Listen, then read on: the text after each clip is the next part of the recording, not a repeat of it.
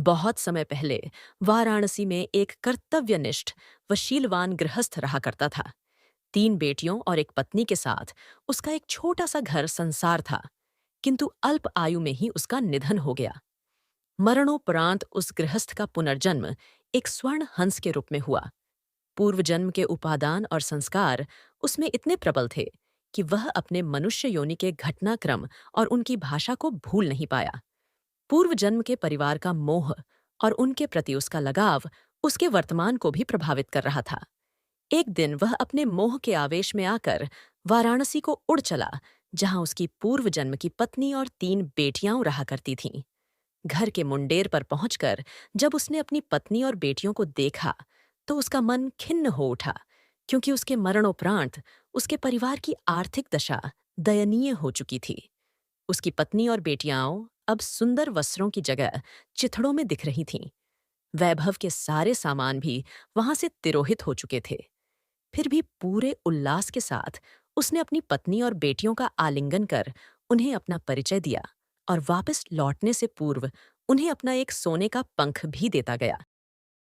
दोस्तों, ऐसे और भी इंटरेस्टिंग कहानियों के लिए मेरे चैनल को सब्सक्राइब करना मत भूलिएगा। तो आइए अब आगे सुनते हैं। जिसे बेचकर उसके परिवार वाले अपनी गरीबी को कम कर सके।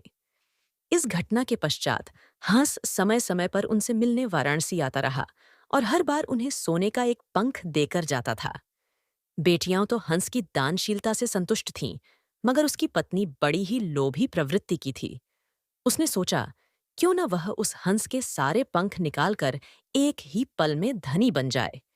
बेटियों को भी उसने अपने मन की बात कही, मगर उसकी बेटियों ने उसका कड़ा विरोध किया। अगली बार जब वह हंस वहां आया, तो संयोगवश उसकी बेटियां वहां नहीं थीं। उसकी पत्नी ने तब उसे बड़े प्यार से पुचकारते हुए अपने करीब बुलाया। नल प्रपंच के खेल से अनभिज्ञ वह हंस खुशी खुशी अपनी पत्नी के पास दौड़ता चला गया।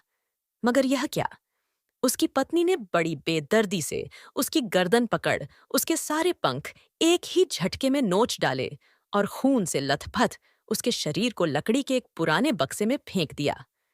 फिर जब वह उन सोने के पंखों को समेटना चाह रही थी, तो उसके हाथों सिर्फ साधारण पंख ही लग सके, क्योंकि उस हंस के पंख उसकी इच्छा के प्रतिकूल नोचे जाने पर साधारण हंस के समान हो जाते थे।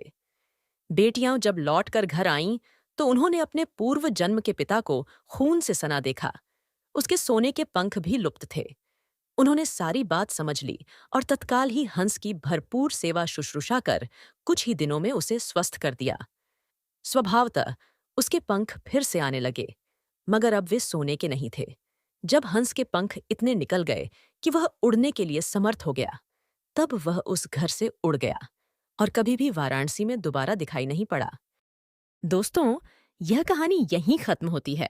और भी बेहतरीन कहानीकारों की इंटरेस्टिंग कहानियों के लिए प्लेलिस्ट पर क्लिक करना और साथ ही लाइक सब्सक्राइब करना मत भूलिएगा। सुनने के लिए धन्यवाद।